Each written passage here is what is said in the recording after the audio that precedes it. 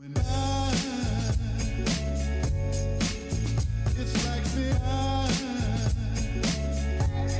go out of my mind. It's like me, baby, I've reached the pressure line.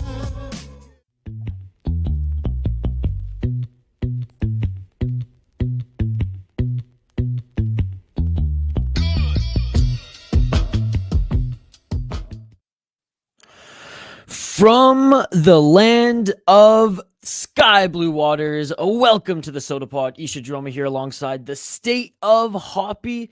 And thank you all for joining us wherever and whenever you are listening, especially to all you amazing folks live on YouTube. We're going to start off this show as a traditional post-game show. We're going to go right to the comments here, and you guys are going to drive the bus. We want to hear from you after this. Well, at least we got 2 points. That's what I'm going to just dub this week, this weekend. At least we got 2 points of a road trip all the way to Sweden. We're going to get your guys' comments on it. And then later in the show, we are going to talk a little bit about what's going on in the National Hockey League and a few key news pieces that have come out this weekend as well. Before we get to Signal Boost's first comment here that started us off, Hoppy, how are you this morning? We're dragging. We are definitely dragging. Last night, hosted someone's diaper party, quote unquote, which is basically like people bring diapers for food and beer. And then it turned into my buddy Pat, who you know, saying, "Oh yeah, he's actually staying awake because he's like early to bed kind of guy." And I'm like, "Wait, why are you staying up late? What's the deal?" And apparently there was an F1 race at midnight that went from midnight until 2. So naturally, I'm like, all right, fuck it, let's go. I'm staying up for this with you. I'm in for the ride. If you can do it, so can I. And oh my God, was I wrong. I ended up like the second he left, I just passed out in my chair, left doors unlocked, got yelled at for being an idiot. Then this morning, like couldn't even get up in time for the start of the game because, again, no sleep. So I literally got up just in time. Like I literally raced downstairs to the TV for the start of the third period, which was very, very weird. We'll just say. So I got a text from Hoppy at 1:22 a.m. Pacific time saying going to bed now and planning to watch some of the game podcast after post-game stream. And I saw that text when I woke up at 5 a.m. Pacific time. And I was like, what the hell? Like I was like, wait, I'm tired. I'm groggy. I must have my time zones. I was like, wait, no. Hoppy had a late night. Okay, we're doing this. Let's go. But anyways, if I'm drinking Dr. Pepper, you know it's recovery mode. Yeah, I'm drinking just very, very strong black coffee here. But okay, let's get to the comments here. Then we'll get back to shooting the breeze and talking about like some key NHL news and our thoughts on the Wild after we hear from our loyal subscribers and our friends of the show. So yeah, we got a lot of comments piling up. So let's just get right to them. If we miss your comment or if it's buried, don't worry, we will get to it. We're just getting through them now. All right, Signal Boost entering the era of Wild coach Jay Woodcroft. Quick reaction, Hoppy. Are you nodding? Are you shaking your head? I'm shaking my head. Well, at which part? At Dean being gone or at Jay Woodcroft? Woodcroft. I have no problem with Woodcroft. Okay. By the way, guys, vote in the poll question. We will check on that in a little bit as well on YouTube. So you don't think Jay Woodcroft's a good coach? I don't think he's the answer. He's a fine coach. Hang on. Okay, better question. Is there an answer? Because to say he's not the answer when there isn't an answer doesn't really do much for me. There might be one or two. Okay, fair enough. F it, fire Dean. What's up, Mateo? One of our exclusive members. Same with Sean. What's going on? Woodcroft was a decent coach, wasn't he? It's just if his top two aren't scoring a million goals and his team can't get saves, they have no chance. That's the real thing, man. Like he got royally fucked by goaltending. Period. End of story. Like if goaltending is even average, Jay Woodcroft is still the coach of the Oilers and they aren't freaking out the way they were. Like, yeah, it's that simple. Foul One, who's a Toronto fan, has a box there, has season tickets. not a box, season tickets. He's got a Damn. section, let's just say. And so he's a big Leafs fan. We go back and forth because he knows how much any success for the Leafs fires me up. Says you guys need a high scoring forward like Willie.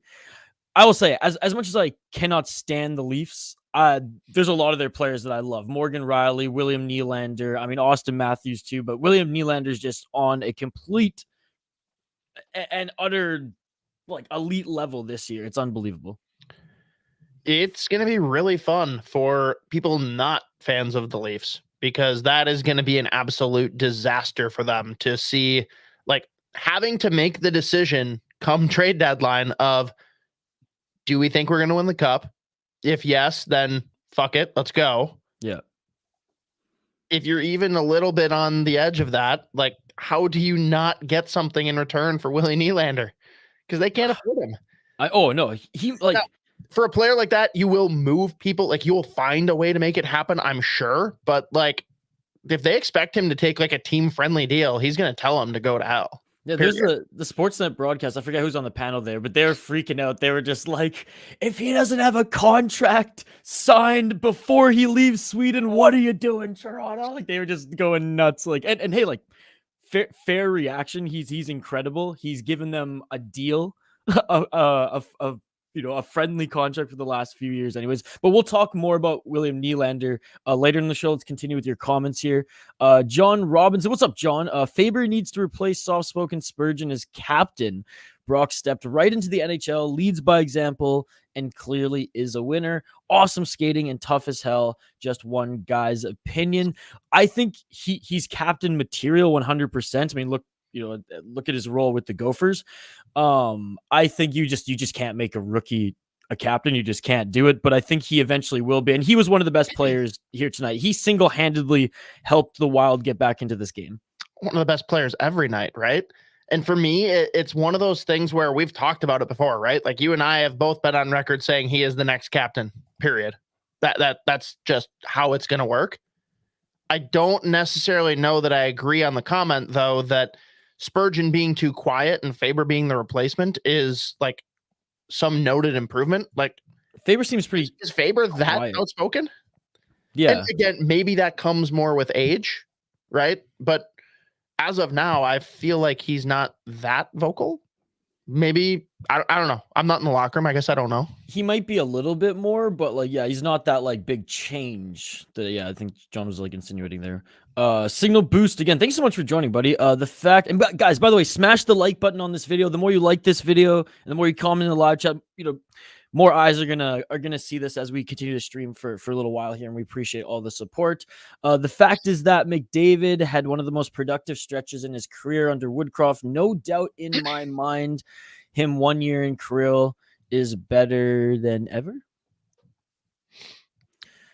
Do you credit the coach for that, or is just McDavid on another level? I mean, it's hard to say that any coach is the reason for McDavid being good. I'm leaning there too. But I do think that less than McDavid, it's more the guys around him. Like, look at Nuge putting up 100 fucking points. That's what I point to, right? Yeah. And I don't know, man. I'll defend Woodcroft. Like, I don't think that he's some elite coach, but dude's gonna find a job soon. He got done really dirty. I think the bigger thing to touch on there, though, with Kaprizov, he looked better. In the one period of this game that I watched, he looked better. He was hounding pucks. He was forcing turnovers. He was making things happen. Did he score? No, but like, I feel like I saw the things out of him that I've been waiting for weeks to see out of him. And it was very, very positive. Can we talk, though? Like, tell me what happened in the second period, since you were kind of dozing for the first. Like, who was in control of the game? What was going on? I mean, mostly Toronto was in control of the game, and the Wild were on the back. It was a typical Wild game hobby. Like, they were out shooting the Leafs by the end of the second period, but they were just like muffin shots, no actual elite chances, anything like that. Like, getting it over the blue line and just kind of just throwing it at the net or outside outside the circles, just again throwing it, not really setting anything up at speed with momentum. And they were on like high alert when the Leafs were, blazing through the neutral zone and getting over the blue line there. But like at the end of the day, like they just had no real threat, and that was the entire second period. And again, Okay. it was Rossi was fine. Rossi was the second best player on the ice next to Faber. And props to Zuccarello. Props to Zuccarello for scoring again, getting another goal. The Lizard strikes again. But who set up that play? Brock Faber. It's interesting too, though, because going into the third, which again, that's when I tuned in, it started super slanted in Toronto's direction. The first like 5 minutes, maybe a little more, whatever, they were dominating. They were all over us. And then all of a sudden the switch flipped and it was like, oh my God, the Wild are actually kind of dictating pace. They're kind of controlling this game. And it's a small sample, but it's against a good team. It's a start of what we want to see. Like we're making progress. One period though, man. One period. Like the third was good. Don't get me wrong. Don't get me wrong. But you know what's crazy though? To just all of a sudden be completely fixed and like, oh yeah, nothing ever happened. Like, oh no, of course not. They made adjustments. They made adjustments, but it was on the shoulders of Rossi and Faber first and foremost. And I'm not discrediting the entire team. Like Kaprizov looked better, like you said. Zuccarello scored. And there were just like some other players who just didn't do anything wrong, so like it was fine. Bogosian didn't look terrible tonight. But it was Faber and Rossi in my mind who helped this team have a chance to win. And I was believing in that third period, especially going into overtime. And what a crazy overtime, like right off the bat, man. But let's keep firing through some of these comments here. Mateo, Toronto will win next year when they can't. Well, next year when they can't keep Willie, should they just pay him $10 million? $10 million is not enough. Or they should have paid him $10 million. He's going to make like 12, 13 now. Didn't realize Nylander was 27 already and a UFA. I'm getting old. I assumed he was like 24. I know, dude. Thank you for your service, Dean. We need a different voice in the locker room. Best wishes for your future endeavors. Thank you so much. Tony Big Ticket KG. Best sport ever. F1 going to be like 2:30 was not ideal. Yeah, Mateo was freaking out in my City Life chat about F1 and how he was done being an F1 fan because of the crazy times. Oh, okay. I'm the cousin of Godzilla because I spit fire. My dick's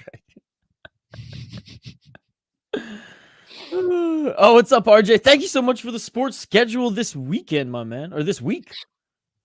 Appreciate you. RJ's a big supporter of this channel too. And look at that, doing God's work. Don't forget to hit the like button. Yes, thank you so much, RJ. Appreciate you. How's your weekend going, buddy? As annoying as it was for the Wild to lose, it was cool to see Willie get that goal in front of his family. I'm glad you didn't say in his, in front of his home crowd, because I do want to point out that he was born in Calgary, so he actually is Canadian. Just saying. John Merrill was a surprise. How he played somewhat decent, hoping it isn't a fluke and he can finally stabilize our bottom pairing. Guess again, going back to like what I said about, Zuccarello scored. Was it not raw? I guess Hoppy didn't watch the first period, but in the chat, help me. Like, was it not? Or I guess I have it up here. Was it not Rossi who helped set up that goal for Merrill? I'm pretty sure it was here because Rossi had how many assists did he have? We had one. I'm pretty sure that was the assist there, was on Merrill's goal. So, like, again, going back to Rossi helping him set it up there. Has Dean lost the room? Let us know in the live chat. What do you think, Hoppy? I mean, I don't think anything that happened this weekend tells me that he's lost the room. Yeah. Before this trip, I think that discussion was definitely open to be had. So, yes, if he had already lost the room, then it is still lost. But I don't know. I feel like he must not have, because I think that is when Bill Guerin will not hesitate for a second to pull the trigger on replacing him. You know what I mean? Like, he will make all the excuses in the world, whether it's the buyouts, whether it's the injuries to start the year, bad goaltending, whatever. Guerin very much has Dean's back, but if he lost the locker room and the guys weren't buying into him, I think that he would be off that train so goddamn fast. So my thought is no, but that's not based on any facts. That's just me kind of going the psychological route of if Guerin's keeping him, he can't have lost the room, can he? Guerin would be in there if it happened. Even he's like, if we don't have a replacement lined up, Dude, like, he would be the coach for sure. I'll step in. He's like, I can punch Darby. Let's do it. Oh yeah, gladly if we win or lose. Yeah, well, he's like, well, I'm gonna start punching him when we lose too. Faber is to the Wild what Yzerman was to the Wings at 18. The dude oozes leadership even at this stage. No, again, not arguing with that at all. His efforts in play in and night out is an example this team desperately needs. Oh, indeed. Spurgeon's kindness and soft talk, especially in the game interviews made for kids' birthday party in an NHL locker room. Sorry, this is very important to a winning team. I don't know, man. Like, look at the, and I know they never won a Stanley Cup, but they were dominant for many years. The Sedin twins, they were kind of silent captains as well, but they like demanded respect. And I'm not putting Spurgeon on like Sedin twins level because like they were elite, but still you had kind of the raw.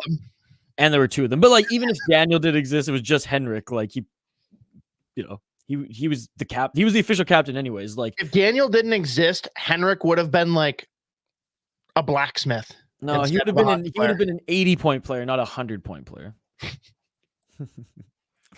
Didn't watch the first two periods. Russo made it sound like our veteran forward really dragging before that. Wait, can I just nobody who lives in Central Time got up to watch the first two periods, and here I am 5 a.m. Like, oh my goodness. So you watched the whole game, right, Isha? I mean, yes. No, with my best efforts. Okay? So did you watch it or not? I will say I maybe dozed off for like 3 to 4 minutes of the first period. Okay, I was in bed holding my iPad, and I immediately dropped it on my face a couple times. Okay, which is just hilarious. That is the best though. Like where you're like. For me, it's more at night, right? Like you're sitting there and like holding up your phone and doing something, and then all of a sudden you just like drop it and it falls on your shoulder. Like, oh my god, all right, time to sleep. I always drop it on my face, every single time. You need to work on your form. I don't know. John Kaprizov turnovers in all zones are getting ridiculous. It's a tough start to the season for him. It is. And like he's still like producing, but it's not at the level that we expect. And again, small sample, but I did really like what I saw from him in the third period. Our boy Seth at Locked On Wild, guys. If you support us, I mean, you're probably already supporting him, but go support his YouTube channel. Check out his podcast. Our boy Seth at Locked On Wild. John Merrill. Also, go and give some attention to all of his videos. Give him likes and stuff. And if you want to throw a comment to get more views for him, just thank Seth for his service and getting us 2 shootouts because he is the one that was very much supporting Gary Bettman's statements that there's nothing wrong with the shootout. There's no shootout fatigue. And Seth and sorry, Seth. I'm with you there, Seth. I love the shootout as Seth knows. I love fighting and the shootout. Everything our friends hate. You actually love the shootout? Yes, I always defend. We never talked about this. Oh, we've talked about this so many times, dude. Like at least 4 or 5 times. How you love the shootout? Oh yeah, and how I would not. You've never spoken out against it. I've never heard you outright say you love the shootout. I love watching. This is new. Absolutely. There's a few teams that have a roster where it's like, oh damn, you have guys who just aren't that good at it outside, like, your top 2, top 3 guys. Like Freddie Everson. Yeah. Wild are the best example, actually, to be honest. But like, there was a time how great would that have been in the game yesterday if it goes to the shootout and they wheel him out in a stretcher or whatever it is in the straight jacket, Hannibal Lecter style, and he just hops out and goes and takes the shot. Brett would have started riding. Nylander will be an American next year, I'm guessing. Oh, okay. What's up, Horror Docs? Merrill back to the doghouse once back in America. He'll never be in the doghouse if Dean Evison is coach. Well, for that reason alone, I'm with everyone that says that Dean needs to go then. If that's the hill he's going to die on. I mean, it seems like it. No, I mean, he's not at like Freddie Gaudreau level, but like, how is Merrill still getting? No one's Freddie Gaudreau level. You can only have one favorite son. That is true. Keith Williams. Oh wait, so are you still more Addison over Pitlick then? Which one's, because you got Pitlick now hanging there behind you? Like, which one's your favorite son? Well, in fairness, neither of them is here, so they really can't be called sons anymore. Fair. And they never played together, so there was never really a conflict there. Now my real debacle is Faber versus Rossi, and you have Rossi's jersey, you don't have Faber's. No, it's also more like the only level to which Faber needs to be defended is people that still bitch about the Kevin Fiala trade, right? Yeah, which I don't know how you can still be upset about that. I'm okay I am okay with you being upset that you lost Fiala, just like I'm upset that I lost Addison. Like, I have no problem with that, but to say that it's a bad trade is just patently false. Yeah. Rossi, though, has been through the shit. Like, he has gotten the bust label. There are so many people that said that he was the wrong pick. Name any number of centers that went after him in that draft that people have said, oh, we should have taken this guy. So I feel like Rossi is my de facto son at this point because I have had to yell at so many people who hate him. It's funny how he went from the steal of the draft to, like, you know, all his health issues. So everyone was like, oh, like he's just going to be a bust because of that. And didn't look too good in his first few stints in the NHL. And now he's the top center of the team. It's crazy. Keith Williams, can you please explain what you think Billy Guerin was thinking when he extended all the vets? I mean, I know what he was thinking. I just don't agree with the thinking.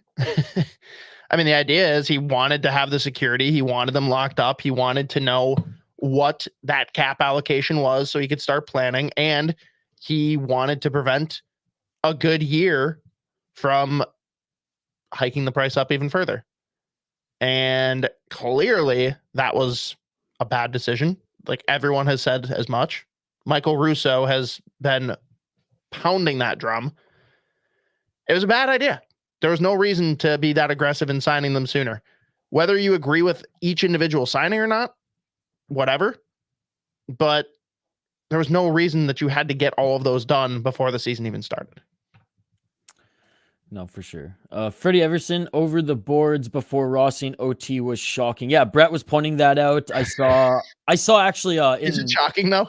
No, it's not shocking. That's the thing. Like, was that Nate Diaz quote? I'm not surprised, motherfucker. Like that was exactly what it was there. And I saw even disappointed. I'm not surprised. Yeah, Seth's chat even, because he was streaming, and I tuned in at the end of that game when we were setting this up, and or I was tuning in. Yeah, the end of the game, the end of his stream on Locked On Wild on YouTube. Go subscribe to it. And even his chat was blowing up. Like, people are going, what the hell was he thinking? It's like, guys, we don't know, and we've been questioning it now for like a year and a half. T-Bomb, what's up? I think a lot of people conflate passion with leadership. Being a leader, people don't want to disappoint, is powerful too. Absolutely, dude. Absolutely. I think that's what Spurgeon is. And you can have those two leaders. And that's what's cool about hockey, how you have the two A's as well, because you can have a balance in the leadership group. And I mean, look, and I'm giving you guys Vancouver Canucks examples because from the West Coast, I follow that team. But even now, like, Quinn Hughes is their captain, but they have JT Miller and Pettersson as their A's. And Pettersson, he won't, I don't think he necessarily will yell at the boys, but he will give you the death stare, like the stink eye, and just he will make you tremble. And JT Miller, he will quite literally probably slap the shit out of you in the locker. Well, so is it am I oversimplifying it to say that we don't have true gamers like that? Like, those two are the perfect example where they are very upset if they don't win. Yeah. And that's on a nightly basis, not going on a skid of losing. They are in your face if the team is losing and it's your fault. I'm not saying that the guys don't care, because that's not true, right? But I do feel like there's no one that has that true fire like Miller and Pettersson, where it's like, if we're losing, I'm a wreck. I am beside myself. It's that MJ mentality. That's like, I'm going to win at all costs because I need to win. That's the Mamba type of person I mentality. am. Yeah, and I will punch you, Steve Kerr, in the face if you don't practice hard enough. Yeah. I don't condone that, by the way, YouTube. We don't need some condone of that. Yeah, but honestly, like, Pettersson's been that way since he came into the National Hockey League.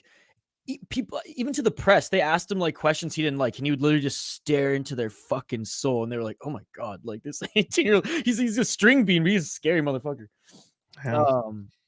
Oh, sorry, Sean, we didn't read that. I don't get to talk. I don't get to talk about modifying 3-on-3. Seems like they're complaining that some teams are good at it and others are. Yeah.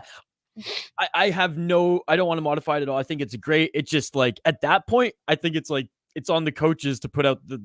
No, I understand the talk about modifying 3-on-3. Really?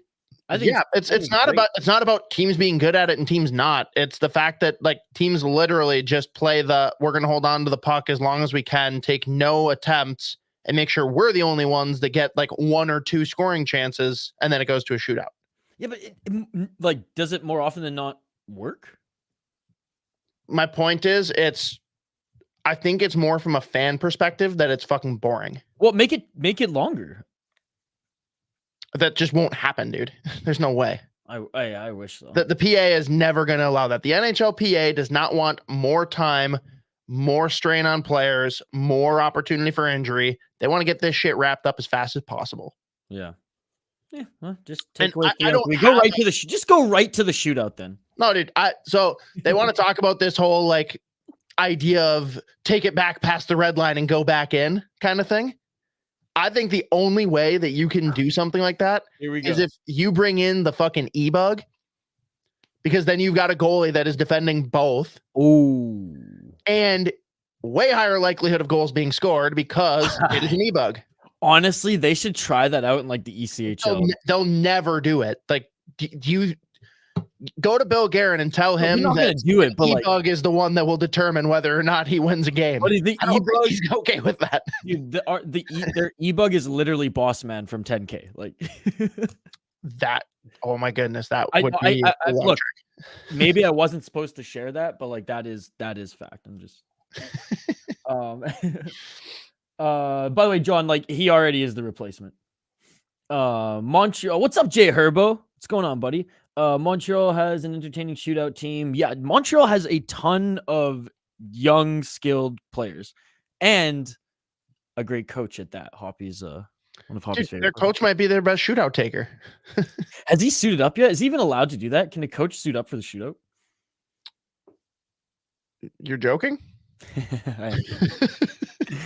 No, they cannot. Gaudreau has a 15-team no trade clause. I didn't realize 2 million forwards got to. Does he actually? You didn't know that? Yeah. No, I did not know that. Oh yeah. Oh my. I'm sorry for not taking the time to comb through Gaudreau's contract. Well, you should be sorry. I'm not saying that you should like be checking it on the regular, but as soon as the contract is signed, yeah, you should probably know what the details are if we're talking about it.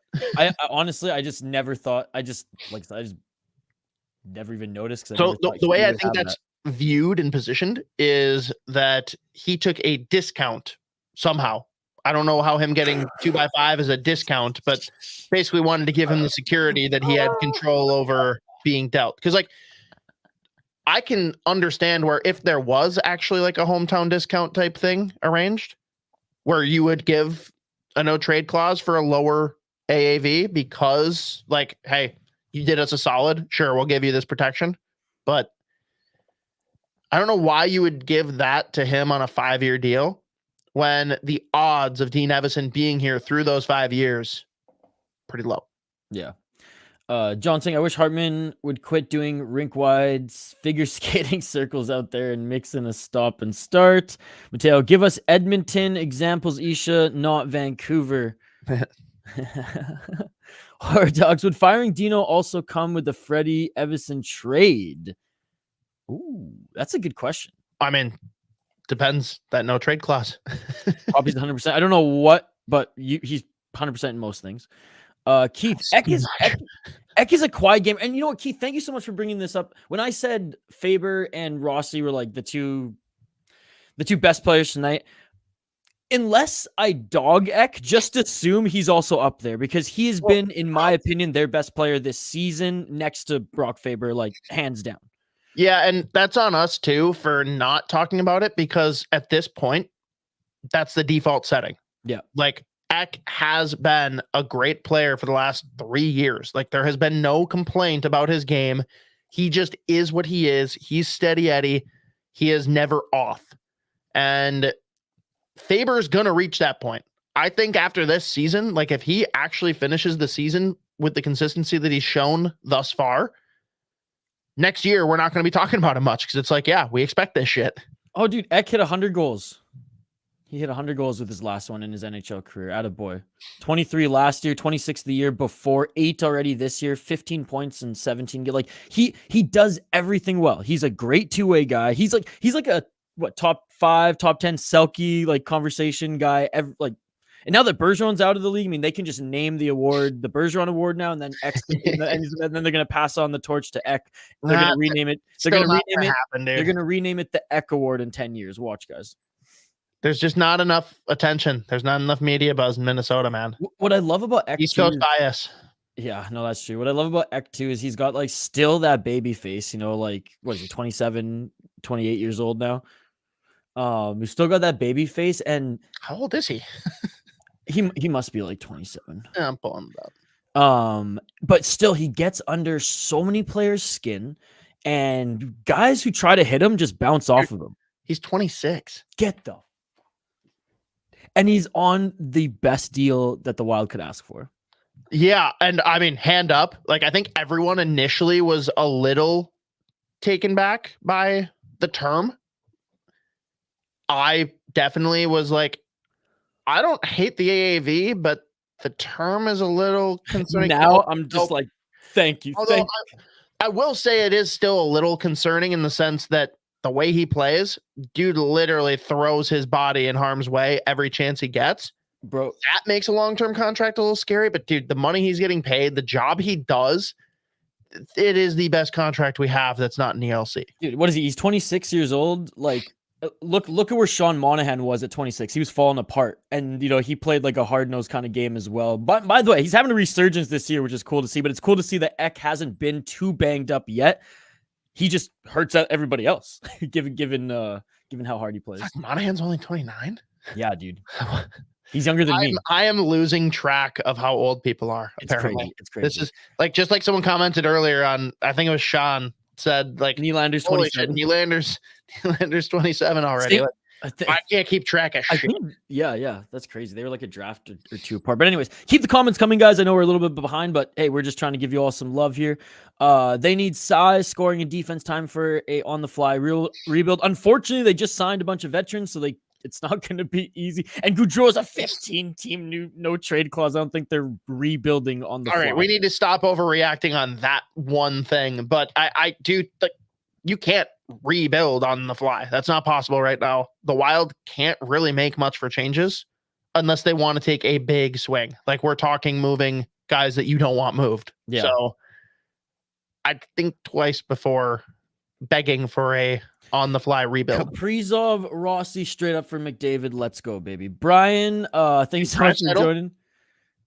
Oh, either or, you make that trade all day, every day. They look like the slow teams from the past. Definite step back. They do look slow this year. They do look slow. Just not enough youth in the lineup, maybe. What's up, Strictly Wild? Thanks so much for joining. They have to figure out the power play. That's another thing that, like, at the start of the season, I don't want to say it looked great, but it didn't look bad. It looked better than last year. It was an improvement. Now it's like I disagree. I think there were stretches last year where the power play looked quite good. This year I haven't seen it. Like, even this isn't like standing on the soapbox for Addison. Like, even with Addison, the power play didn't look good this year. I don't know at this point. I still can't put my finger on whether it is we don't have the players, we don't have the coaching, or both. I feel like it's a little bit of column A and a little bit of column B, but it's just hard. I don't know. Because you look at our team, like we have good players. if we don't have Kaprizov and Boldy going, like, what the fuck is our power play? Yeah. Who do you run it through? How? It doesn't work. Kalen. Oh, wait. He's not here anymore. Again, I love Kalen Addison. Anyone that wants to dance on his grave, I guess you can go do that. He wasn't anything spectacular thus far in the current season on the power play. But last year, anyone that watched knows that he made a big difference on the power play. Oh, yeah. Sean saying, pretty sure either Foligno or Zuccarello for 1 or 2 years only had a 10-team no trade clause, 15 of the rest of the contract. I think it was Zuccarello. I think it was that his 6x6 ticket, wasn't it? Huh? He said, pretty sure either Foligno or Zuccarello for 1 or 2 years only had the 10-team no trade, 15 the rest of the contract. I think that was Zuccarello. On his current or his future? His current, not the future one. Okay. Mateo, I like the package deal of Bob Woods, Dean Evison, and Freddie Evison. Faber's heading towards a massive payday. Yeah. That's a fact. Defense, top defenseman in the National Hockey League get paid. Should they get could it be more like telestrated at all that he is a lifer. He is never leaving Minnesota, not only because it's where he wants to be, but what GM in their right mind does not want to keep that player as long as humanly possible. Yep. He will be the next captain. Like that. I will be shocked if he is not the next captain, and he will play a long, uneventful career, right? Like we're talking Jonas Brodin. It's not like he's going to be putting up crazy points, but he is just going to be your rock for the better part of a decade or two. It's wild. No, it's awesome. He's a player you're building around now. Like he's a pillar piece. Should they give Faber the Sanderson extension after this year? Yeah, what do you guys think in the live chat? And after this year, is he up already? Oh my god. Yeah, because now I got to look this shit up. Yeah, because he played his games last year to burn the year, didn't he? Yeah, but doesn't he have a 3-year? He has a 3-year, but you can sign an extension after this year. Oh, yeah, got it. Extension. Sorry. Yep. I'm dumb. Joel Erikssonek was the McDavid draft. Yeah. Don't you mean the Brock who else was in it? There was a bunch of guys. Yeah. Nylander was Nylander not in that draft as well as he was the year before? He must have been the year before. Don't think so. Yeah, I think he was the year before. Now you can make me look this shit up. Brock Besser was that year though. It was the Brock Besser draft. But it's funny because the only reason I know that is because it was the Eck draft. Yeah. If you said the David draft, I wouldn't have for a second been like, oh yeah, Besser and Eck.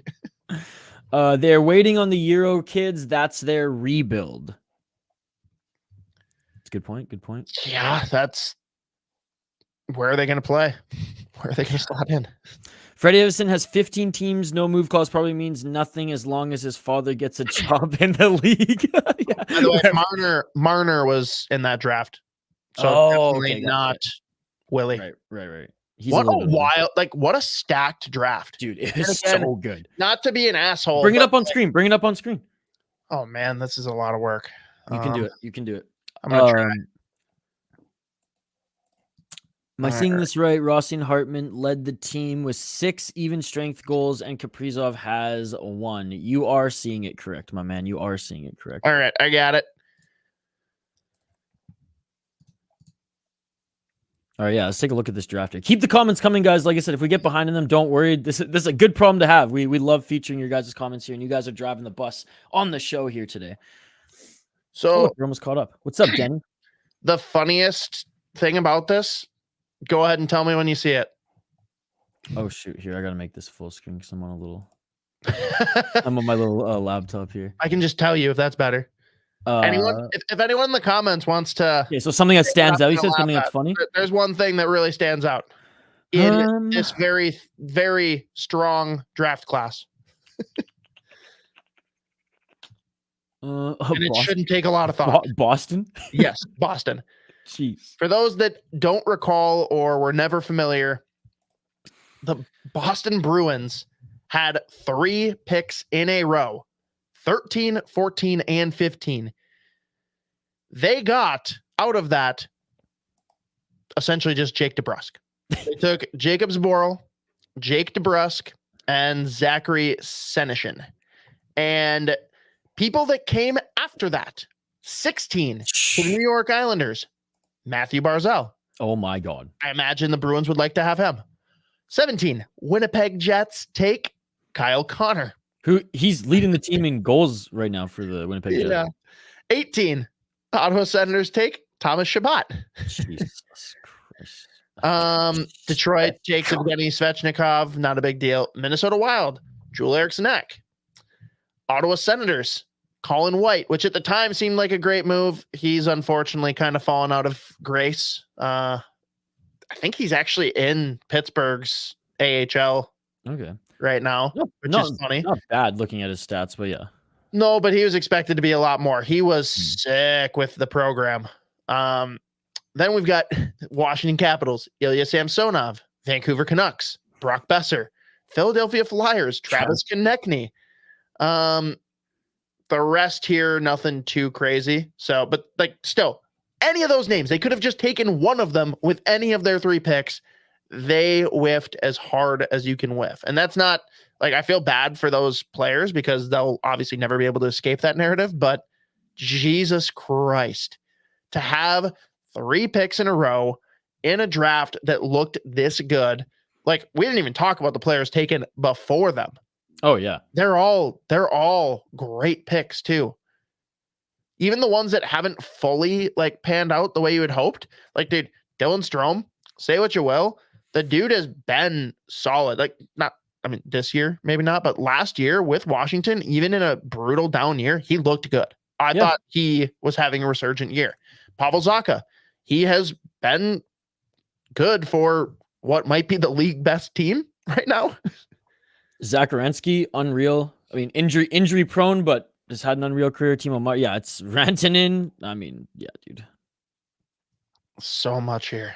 And Noah Hannafin, who we assume is going to be traded. We just don't know where. Yeah, Vancouver is what's rumored. No. Dude, you guys should be going for Tanev. Yeah, that should really be the move. We should ask the Blue Jackets to switch Goudreau's. That would be nice. That's actually been talked about a lot, though. Like Johnny Hockey being traded because, like, oh my God, did we make a mistake? Huh? Johnny Hockey to the state of hockey. No, not to here because, again, we have no money. Yeah. But you look and think, like, where could that make sense? I don't know if there's a spot that you can easily do that. Can you imagine though? They were talking about it on 32 Thoughts. Like, oh, what if he got traded back to Calgary? How would fans react?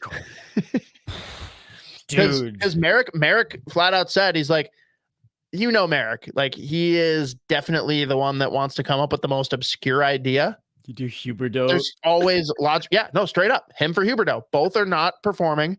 Both need to change the scenery. It could work. Well, and Goudreau still does, like, he has a couple like charity organizations in Calgary, and he still goes there all the time. He has a house there still. Like, what's his trade protection look like? I'm not sure. I clearly I don't comb through that enough. Clearly, so yeah, clearly I'm gonna look it up right now. Because can you imagine though? He took less money than Calgary offered to go to Columbus, and then if he ended back up in Calgary for less money, that would just be so goddamn funny. I think a lot of Flames fans right now, especially my buddy Tim, who he's a hardcore hockey fan, right? And he was telling me right now that the sense of the fan base is, okay, we had like a little bit of a run there. It didn't work. A lot of older guys. The Huberdeau trade didn't work. It's time to rebuild. And Huberdeau, you're just stuck here through that. And they're okay with that. They want everybody on an expiring contract to be traded. They want to rebuild. Again, the hardcore Flames fans who I've talked to right now. Dude, he's got full no move, but his no trade is just a 10-team list starting 2026. Oh, he could go back there. He could absolutely be traded. I need it to happen now. I need him traded to Calgary. Oh my God. Oh, that could be so goddamn fun. You got to manifest this.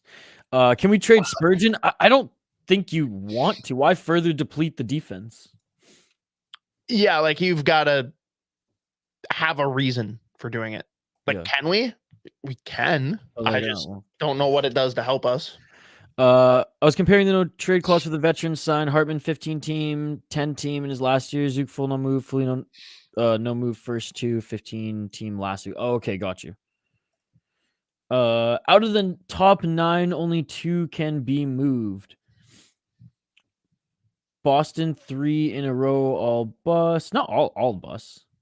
DeBrusk is a solid player. DeBrusk is not It just looks so bad given the other players there and that you had 3 in a row and couldn't get one stud out of it.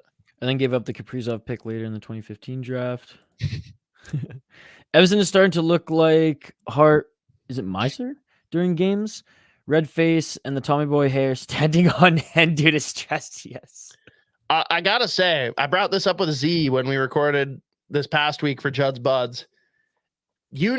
Dean is like in a spot when he actually like has hair growing right now. Like he's like working on bringing back the mullet. When last year, tell me that you ever saw him not clean cut. Yeah. Like he's not sleeping. He's not sleeping. He might be just sleeping at the rink. Like he's sleeping at the Tria practice facility right now. Well, which is, you know what though? You don't necessarily want that, but that should, at least for the fans that want to say like, oh, does Dean even care? Like he clearly cares because it's clearly fucking his shit up. Sean saying Johnny Hockey no move until 2026. No move is not the same as no trade. Yeah. Spurgeon has a no trade. Well, what if you trade Spurgeon straight up for another top 2 defense? But that's the thing, it's like you're gonna trade a Spurgeon coming off injury, coming off not a good start for what, right?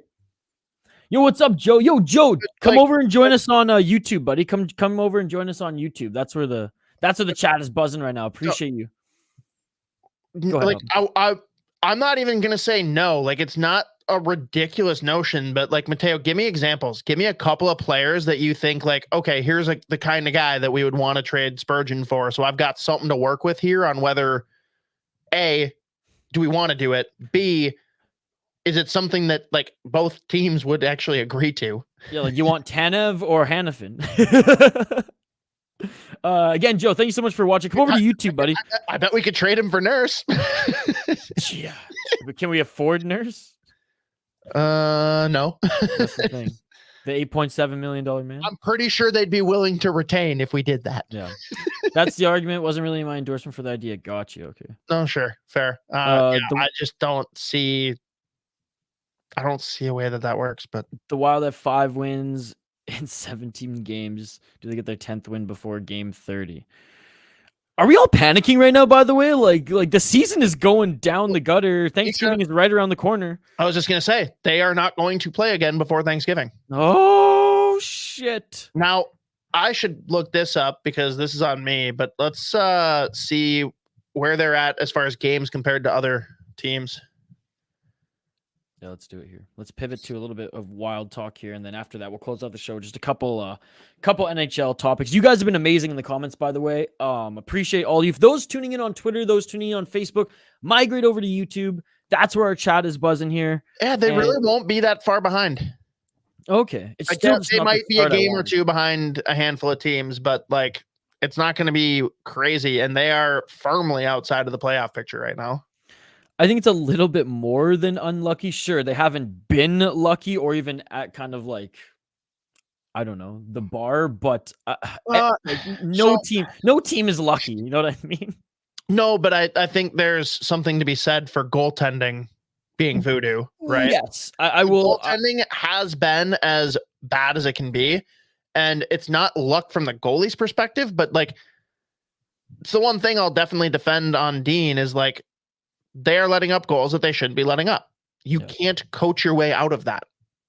It's the same reason that Jay Woodcroft lost his job. Like, are there other things that we can see as glaring issues? Yes. And that's part of it. But to say that the season and the way it looks is all on Dean or all on like specific players, it starts at goaltending. It does. Mm-hmm. No, for sure.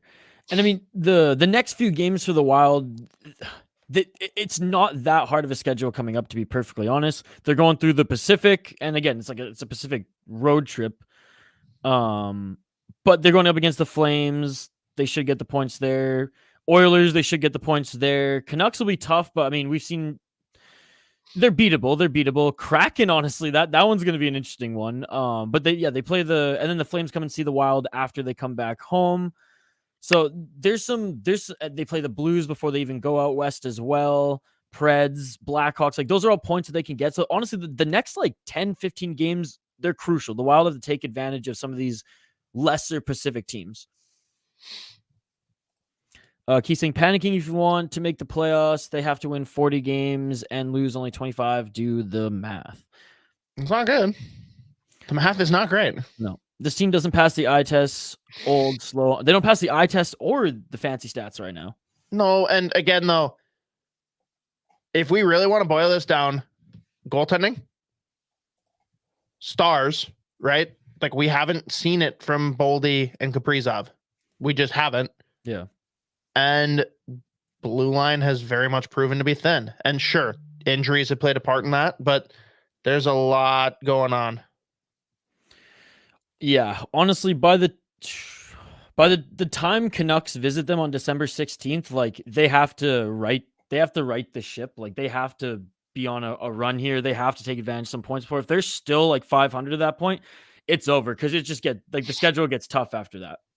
But now we're in a spot where we can't even be fucking sellers. Like, I know. Like it's this is the first year where I'm like, God damn, Billy G, why are you making me be critical of you? He's human. I know, but I thought he was superhuman. Clearly not. Anyways, anything else in regard? I mean, thanks to the chat here, they hit on like everything that like I noted for us to hit on Wild talk. Is there anything Wild related you want to hit on before we move on to just a few NHL notes here? And chat, continue to hit us up. I got my eye on it here, but I just wanted to touch on some of their upcoming games. We just did that there. And maybe just the one thing we can end on if you don't have anything else is 2 points enough for Dean's job to be saved, or to at least give him a little bit more rope here? Or do you think they lost both these games? Doesn't matter if it was in shootout, doesn't matter if it was overtime. It's over. I mean, I don't know that we were even in a spot where Guerin was considering firing him. Well, I mean, we talked in our last show that if they got 2 losses, this could be the end. They lost twice. Yeah. I think that largely the way that they played in the third period, they're happy with how the Toronto game went. Ottawa's maybe a little bit different story, but I don't know. A little bit. It's more, you almost had to be going into this weekend saying Dean needs to save his job versus Dean is coaching for his job. Like, I don't think anything happened this weekend that would outright lose him his job. But if it was, dude, show me something or you're gone, I don't think he did anything to show. Yeah. You know? Still, I don't know. It's a hard one to answer. I don't know. We're still in the gray area here, which is annoying. It's just like I just want an answer. I want it to be more definitive. Like, okay, yeah, you did not do good tonight. It's over. Whereas it's like, oh man, we got 2 points out of this. They almost squeaked out the Toronto game in a good comeback. Oh, it's just, yeah. I think the page, should be flipped at this point. Just something new. We need some sort of change. Like. That's what's the worst, though. We need some sort of change, and there's no change. That Gerard Gallant, bring him in. He's at least something right now. He's a very good. Oh, what's the infomercial freaking thing that they slap that on to cover the holes? He's very good at plugging. Yes, he is. He is that. He is Billy that. Mays here with another fantastic product. Yes, all the way. He's just slapped that shit on there for a season and a half. And if it works long term, because he seems like a Billy G kind of guy, you know what I mean? But if it doesn't, that's okay. He's got some time. The manager has some time to find their replacement. Great organizations always have to rebuild and start over, but Minnesota always go with the status quo. Look at the Red Wings. Why did Merrill have to score, crippling my argument for keeping Mermis here? No, I mean, Rossi set him up, did he not? Rossi was the one I who set him still up? support the argument. Yeah. Who bet on Merrill to get a goal here today? That's what I want to know. I wonder what the odds were on that. You got to be a real sick individual to bet on that. I've just been hanging out with like fight fans who bet, and like they're the absolute sickos. They are the crazy degenerates who bet on just like. I'm not saying to bet on someone scoring a goal. I'm saying to actually have the thought, like, you know what? I'm gonna bet on Merrill scoring. Yeah, well, that's like there was a guy in the main event of the UFC on Saturday he has the terrible hands. Like he cannot strike at all. He's very much a jiu-jitsu guy, and it was like plus 1,300 for him to get a knockout. And some people took it a step further and said second round, and it was like plus 2,200 or something like that. And I was like, you guys are nuts. Get the ghost of Herb Brooks. I mean, the ghost of Herb Brooks is better than Dean right now, honestly. Anyways, let's dive into a couple NHL topics here, guys. Keep the comments coming. I've noted where we left off, so if we miss any live, we will get back to them. But yeah, I'm pretty sure we covered everything Wild related right now, Hoppy? Unfortunately. Okay, well, let's get to the Wild here, let's get to the National Hockey League here, and something that was brought up when I was live streaming fights that I, just didn't really believe off the bat. I thought I was being trolled, and then looked into it, and my goodness. Boston Bruins forward Milan Lucic taking an indefinite leave after he was arrested on Saturday morning for an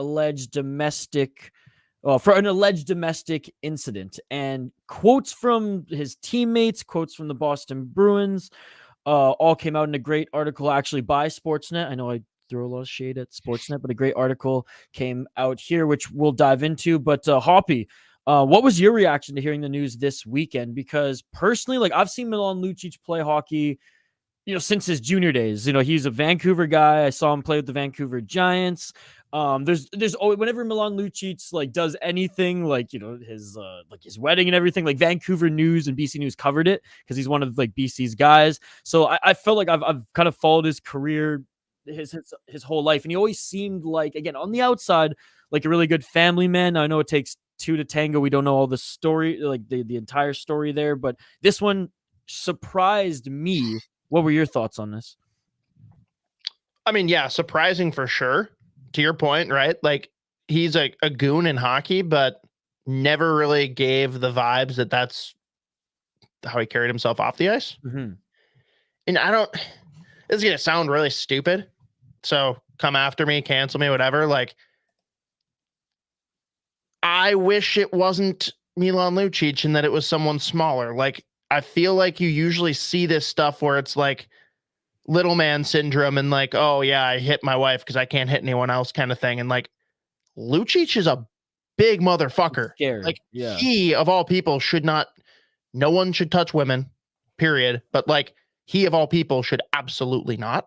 Like that's scary. And again, I don't know the whole story. We don't know what transpired, how it happened, what the buildup was, but like he could do some fucking damage. Yeah, well, and again, before we just dive into it here and go through the quotes and everything, like I said, we don't know the whole story.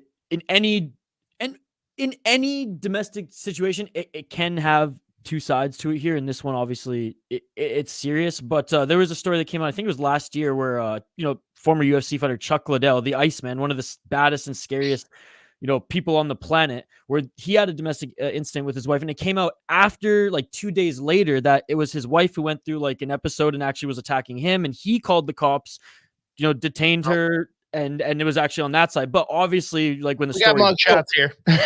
no, but obviously when the story broke, it was like, and in fairness, right? So again, we don't know all the details here. I'm not taking a side. I'm just saying that, like, to your point there, when it's a big scary guy like Lucic, it's like, oh my god, like the first thing you think of is she okay? Exactly. So here's some quotes from the NHL and the Boston Bruins. The Boston Bruins are aware of the situation involving Milan Lucic. Milan is taking an indefinite leave of absence from the team. The organization takes these matters very seriously, and we will work with the Lucic family to provide any support and assistance they need.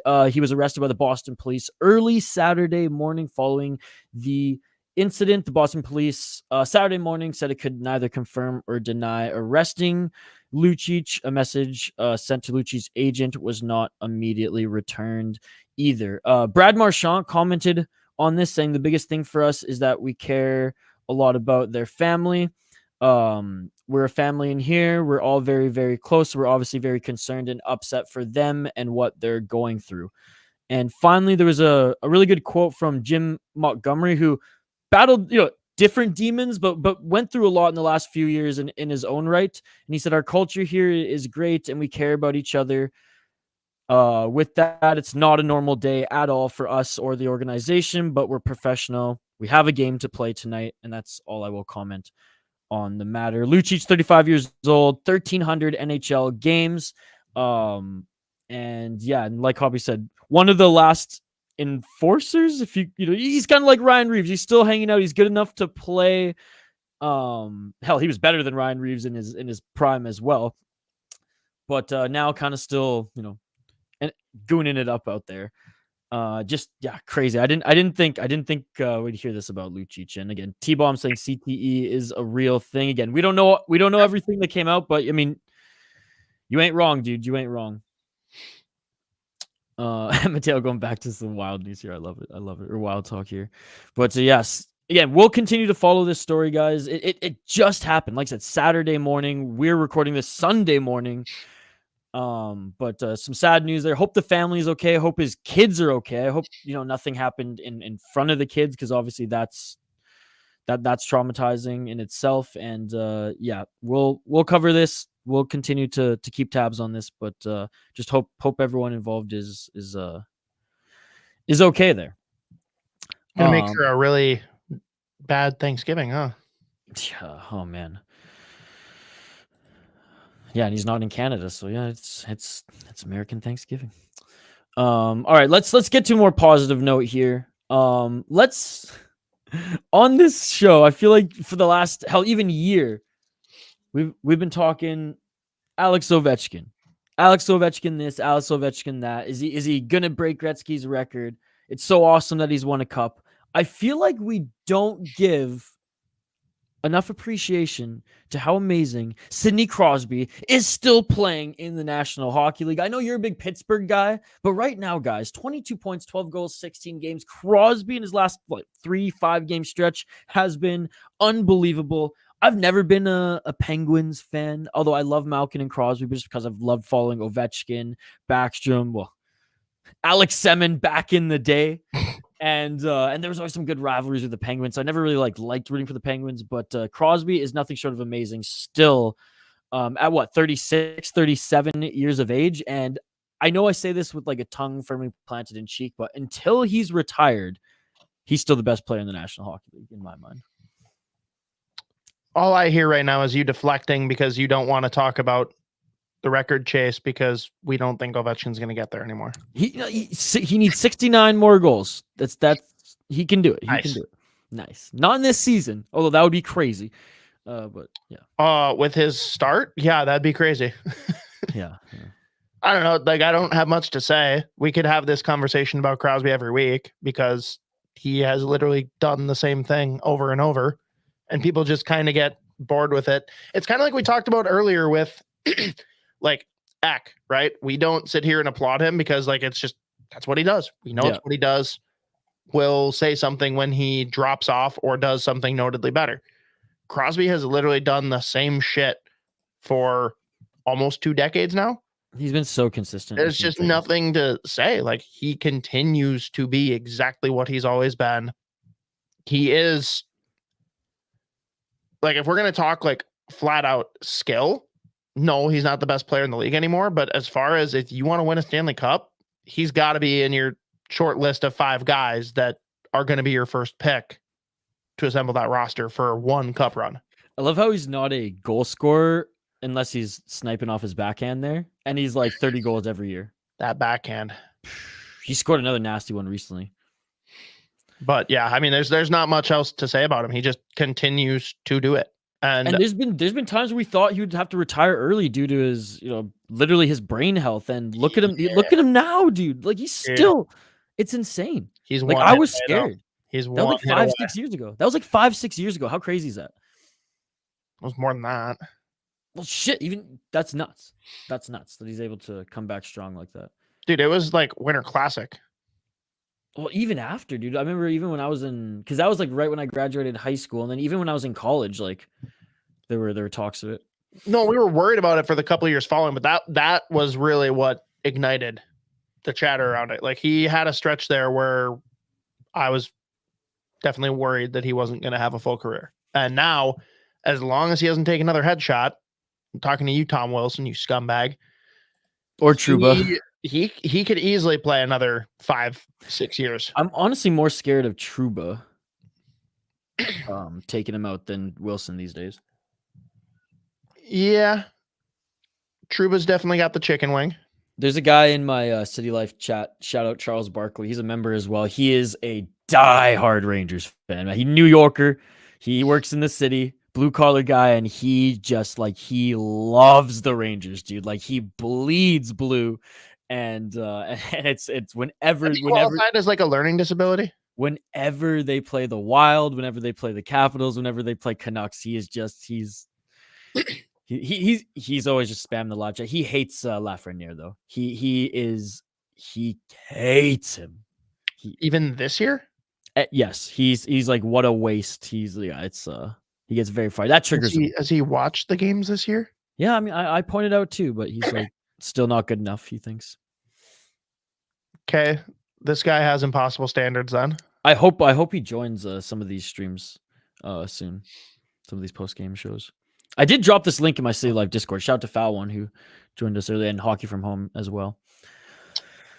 But anyways, just wanted to show some love to Sidney Crosby because we talk about Ovechkin a lot here, and I'm still hoping. I still think there's hope for Ovechkin. I think this year obviously is a speed bump in that, but I think if the Capitals can just, even if it's not for the sake of winning, but for the sake of, okay, let's just get some talent around him. Yeah, maybe don't have the dog to close out games, but I can at least just give this guy the puck. You know what I mean? Yeah. No, and he certainly can still get there. It's just before this season, it was like the surest of sure things. Like everyone was like, it was weird how we went on that little journey though. Like people were talking about the idea of him chasing Gretzky and everyone's like, no fucking way.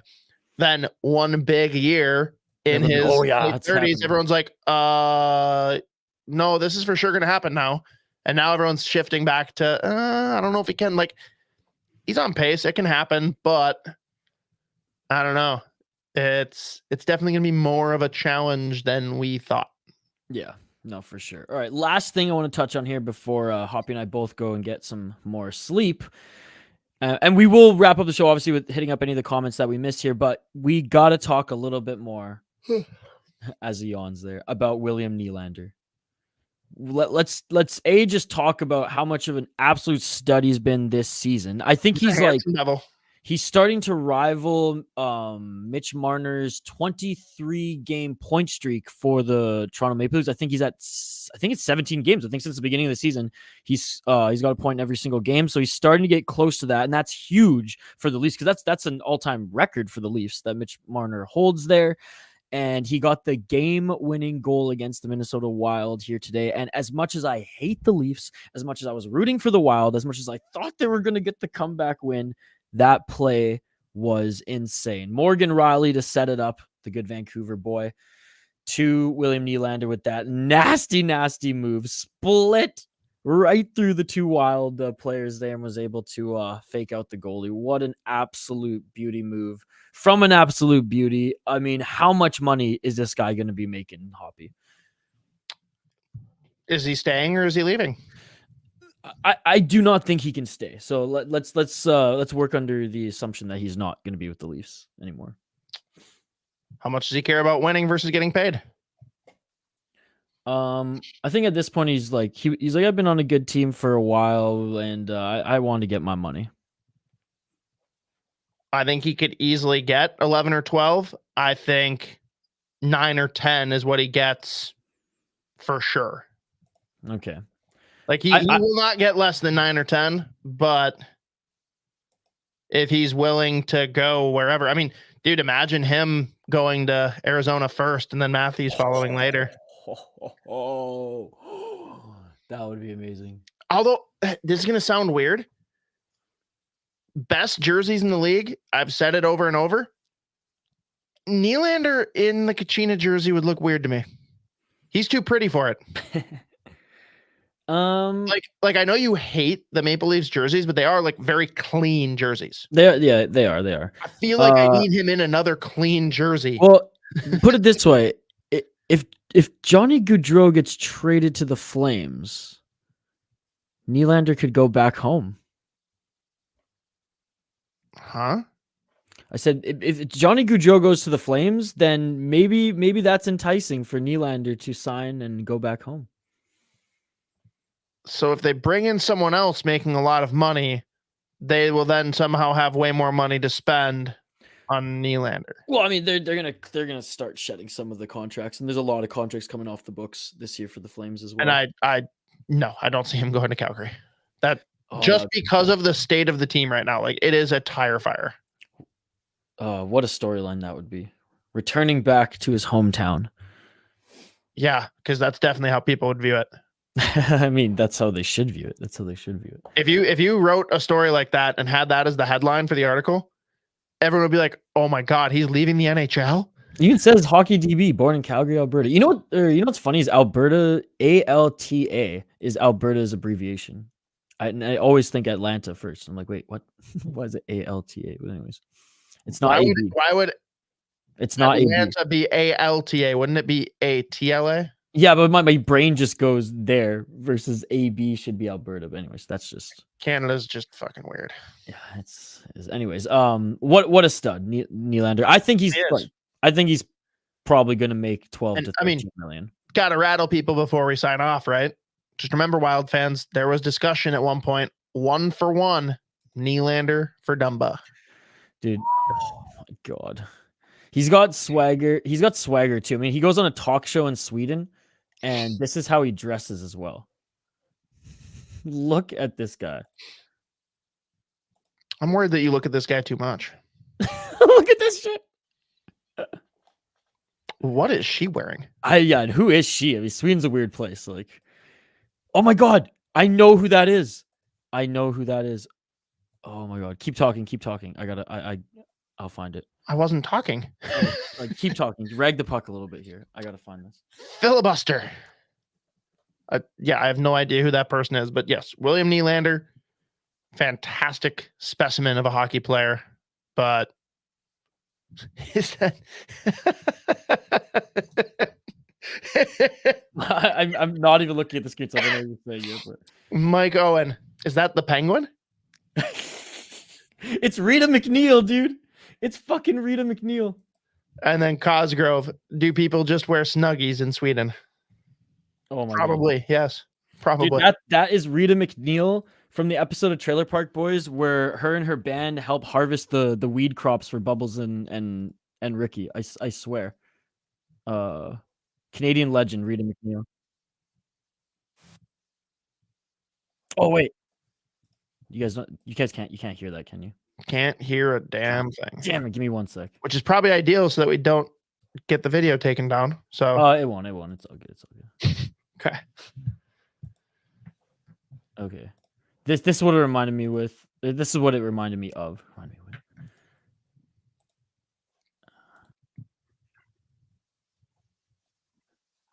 my God. Great podcasting. You're cutting this out of the podcast.